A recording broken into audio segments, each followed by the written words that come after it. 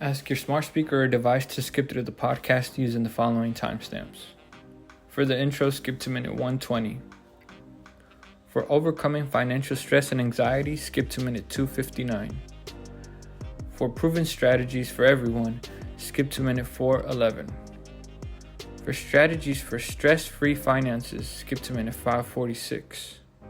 For a step-by-step guide to financial success, skip to minute 636. To achieve financial success, skip to minute 1024. For customized client services, skip to minute 1227. For my story of how I became debt-free, skip to minute 1408.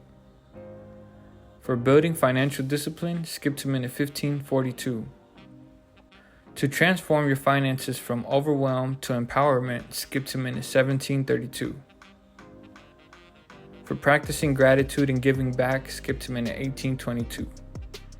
For empowerment through financial education, skip to minute 19. For step 1 to success, skip to minute 2048. For closing statements, skip to 2212. Skip to minute 0 to repeat the timestamps. Welcome back to another episode of Figuring the Figures. We're in episode 8.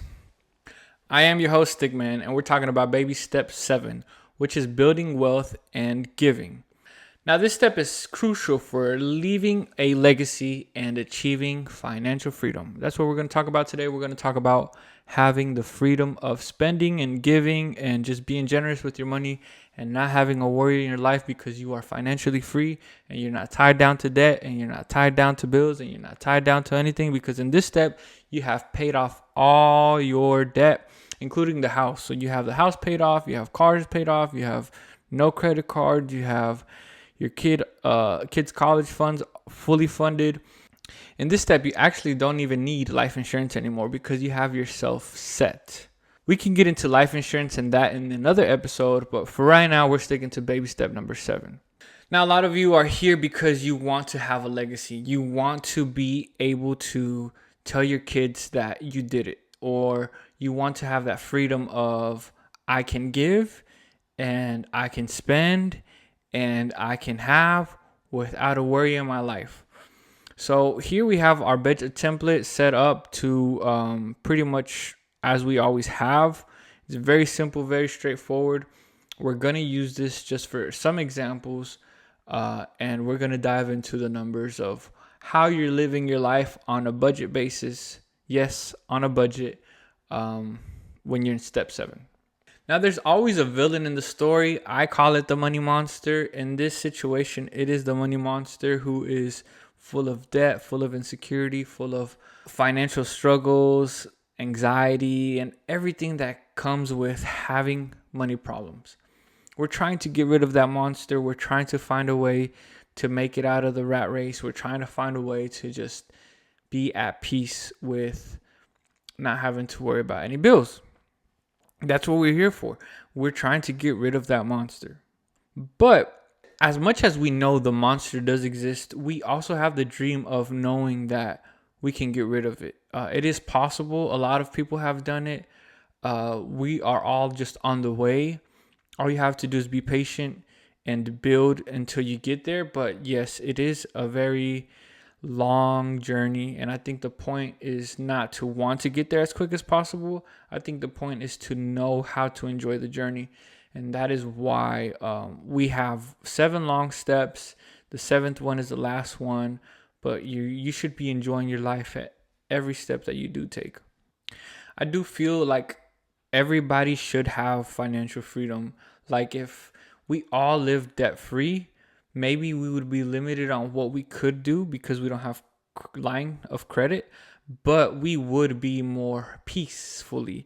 We would be more able to think and have ideas that are more like organic and more just real instead of chasing the next dollar. I think a lot of people, what they do is they worry about how they're going to make the next dollar and not worry about why. Like in this step, you're more thinking about why, your intentions on why you do things. Not just like, oh, I have a 9 to 5. Like, why do you go to that 9 to 5? Why do you live the life you live? Why do you give? Why do you spend? Why do you save? Like, why? And I think that's what we need to ask ourselves, even when we're in the early stages of these steps, because we have to know why we do things. It has to be something within our hearts that we want to do, because at the end of the day, you're not going to take anything with you when you die. You're not going to take your money. You're not going to take all the materialistic stuff you bought. You're going to take your integrity. You're going to take your values. You're going to take your morals with you. And whether you believe in God or not, but at the end of the day, that's what you do take with you, and you find fulfillment in life when you do take that with you, and you carry it with you, and you live by it. Now, it does get stressful. It does get hectic. It does get a little bit overwhelming. Trying to be disciplined and trying to follow these steps and trying to be perfect. At the end of the day, nobody's perfect. Everybody has their own journey. I understand that very much. Every situation is always going to be different. There's no one right or wrong way to do things. However, we do have certain guidelines to follow, so we know what to do when certain things come up. And like I said in the last episode, I'll say it now and I'll say it again, but nobody's going to be perfect. I don't expect you to be perfect. However, these are things that you do take into consideration and want to do for yourself, so you can get out of the misery. The sooner the better, of course.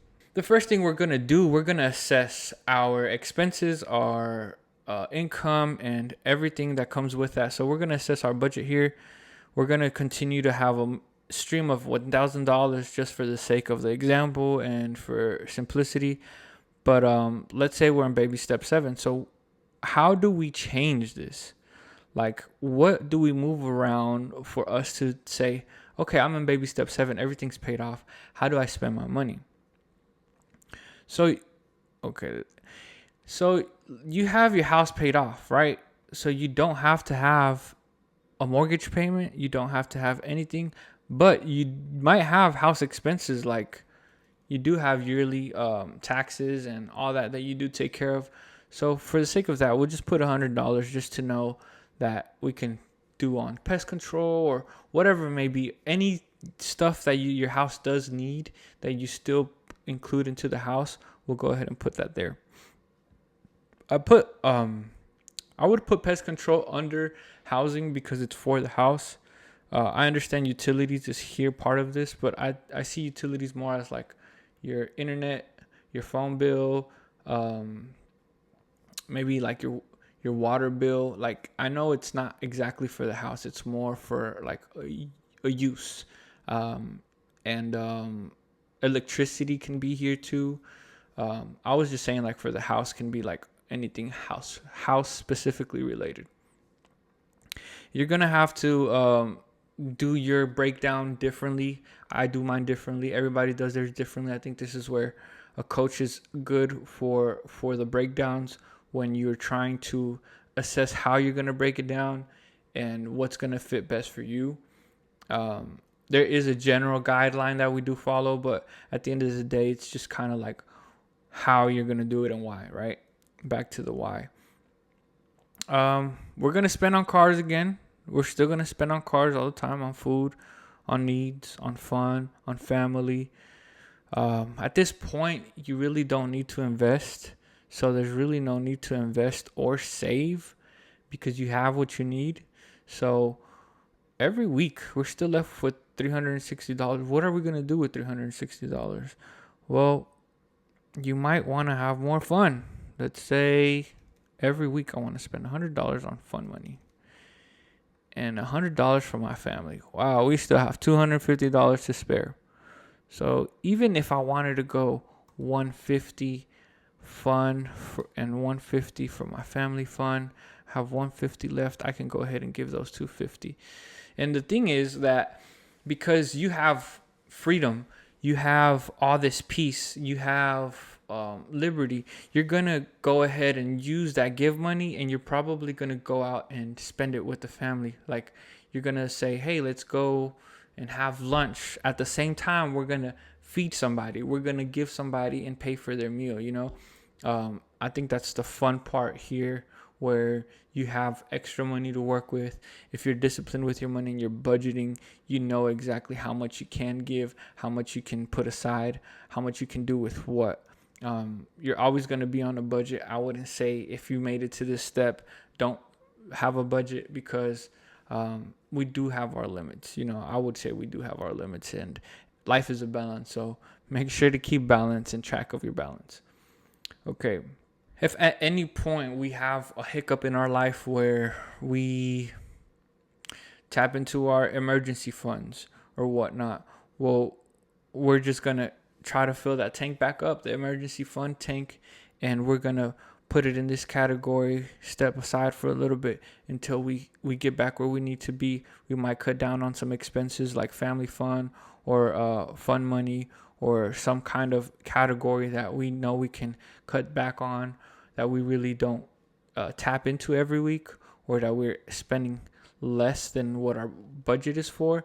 And we're just going to save that tank up again, and we're going to go back to where we were at.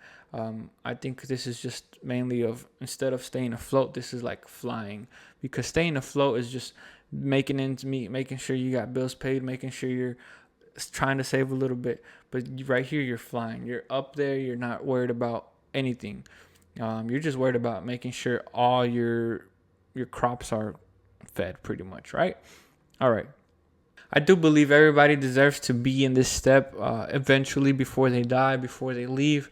So my goal is to give as much motivation and knowledge about budgeting as I can. There's a lot of people with potential out there. They just don't have the discipline. And honestly, if I can find a way to help them discipline themselves, because I don't think it's fully on me or fully on them. I think it takes a team. So I would be, willing to just, put that hammer down and be like, hey, let's do this. Let's grab ourselves by the bootstraps. Let's go ahead and just knock this out together. Whoever is willing to, don't be afraid to just contact me and let me know, hey, I want some help. I need some help, or I would like a little bit more information or a little bit more guidance here or there. The thing is that I'm going to cater to you in a specific way that is better for you. I've had clients where they ask me, build another table here around the side to where I can see certain things. And I can even pull up an example here, actually. And they're like, well, I want to see a breakdown of my accounts, right? So we have here a breakdown of their accounts, their income, all their expenses. And when they break down their expenses, it's pretty much brought into this table that I showed you in the other template. It's just a little bit more like integrated with their finances. You got a savings tank here that they're trying to fill up, and you got a comparison chart of what's the difference where they're overspending and underspending, just like how it is here on this column on your right, but it's in a table format or a pie chart format for you to see a little bit more clear, to see where all your money is going. So yeah, I mean, if you want to download this template for free, just contact me or go to stigman.com/budget. If you want to call, go to stigman.com/coaching.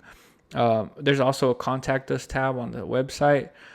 If you have any other information or anything that you want to integrate in this kind of template, let me know. I don't mind like creating a template for you and then sending it off to you, or I don't mind working with this template with you, or there's just a lot of things that we can do to like get you started. I think the main goal here is for us to get started on something. Back in 2020, $40,000 in debt, around that much. I was 2018 when I was $40,000 in debt, and I had a car loan for almost $30,000, and the rest was like credit card debt and whatnot. So I spoke to a coach, and he told me, he was like, well, you need to sell your car. And I was like, it's a brand new car. He was like, well, sell it. If you sell it, then you will have a little bit of upside down, probably a couple $1,000s. You get a personal loan from the bank that covers that, and then a little bit extra to be able to buy a cash car. So with that little bit extra, you buy the cash car, and then you have not just $30,000 anymore. You have a small loan of like $5,000 that you just pay to the bank, and it'll take you way less time than if you're trying to pay off the car as quick as you can. So that's what I did. Actually, right when I got the house, I did that. So it was a great transition, because if I would have kept the car and the house, I think one of them would have had to go for sure. Like, I don't think I would have been able to keep up with all the expenses.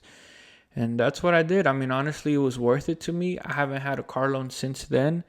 I've been itching for one. I've been scratching and whatnot, but just, you got to apply a little bit of patient ointment on it, and it'll wear off.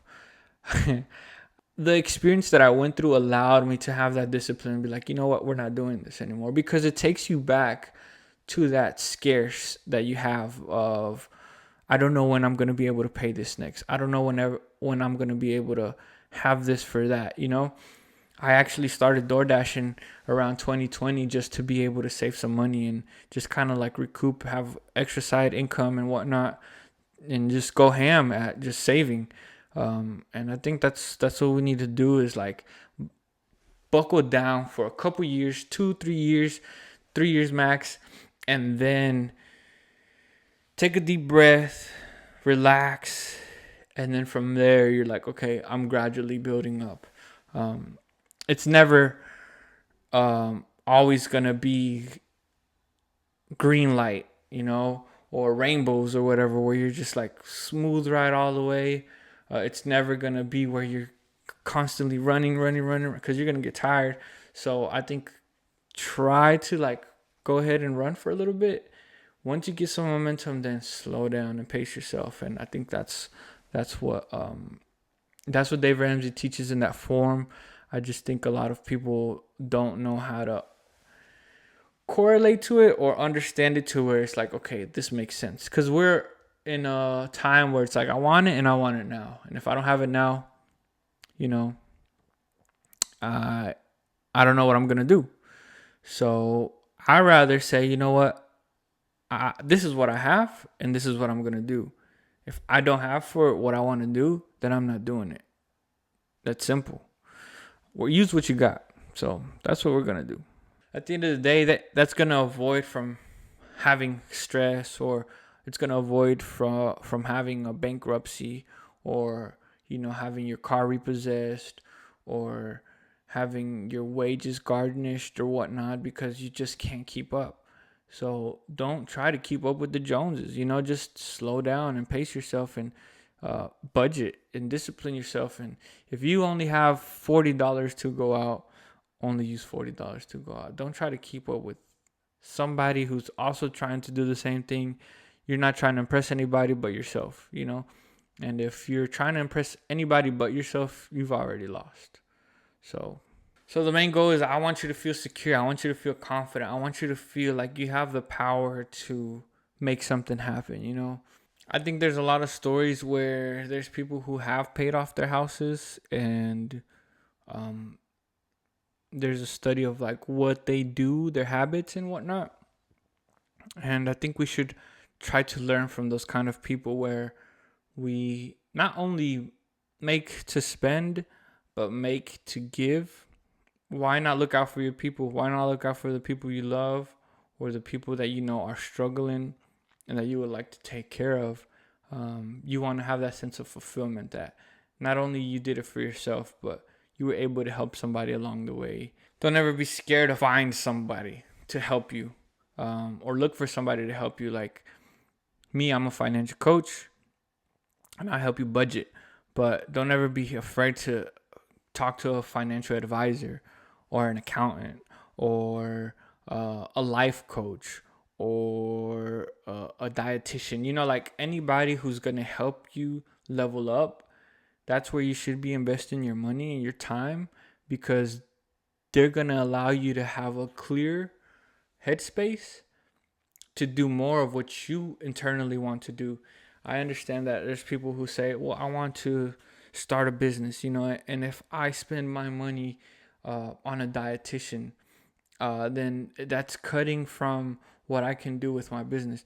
But if you look at more as like the healthier I eat, the more I can think, the better ideas will come to my head for my business.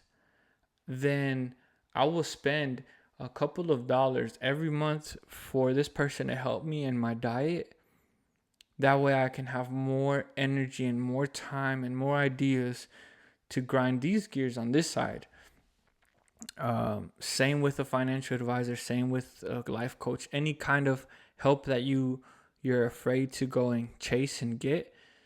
I feel like you should, because at the end of the day, they're going to help you and empower you to have a better circle future. At the end of the day, you're networking as well, and they're showing you stuff that they learned along the way that maybe you can use in your ventures and whatnot, even if they're not doing the same thing you are.